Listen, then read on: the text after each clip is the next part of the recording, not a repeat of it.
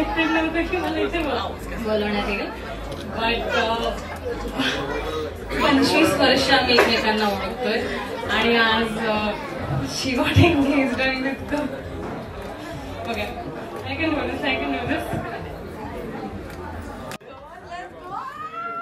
आधी पाऊस यावर्षी खूप पडलाय, आणखी पूर नको इकडे. ओके माझ्यामुळे अर्धा पडतो पण 27 जुलैला माझा वाढदिवस असतो आणि तेव्हा काय काय सगळ्यांनाच माहितीये. बट एनिवे आणि ह्या दोघांची जी काय लव्ह स्टोरी आहे ती बघितली डोळ्यासमोर आणि आज फायनली ते एंगेज झाले. सो या very over and right now please मला जास्त बोलायला लावू नका. बड्या मला पण रडावं लागेल का?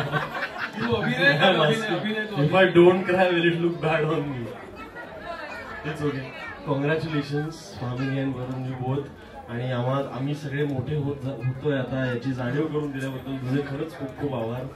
मला अजिबात ही जाणीव नको होती, पण I think it is good to watch you both finally settle down. Now it is time to pull our socks back up as well. Sorry मला अजून आठवलं आणि आजीबाई जोरात. Yes sorry. गेमारच्या मुलीचं लग्न तर मला इंग्लिश मध्येच बोलावं लागेल. सो या I still remember when we were kids used to play. You were quite a menace back then. So best of luck, Varun. And congratulations, love you both guys, love you both. आता गौरव शुद्ध English मध्ये बोलना बड़े मोटे. अरे English में बोलने बोल रहा है, आना तो चाहिए ना अपने को.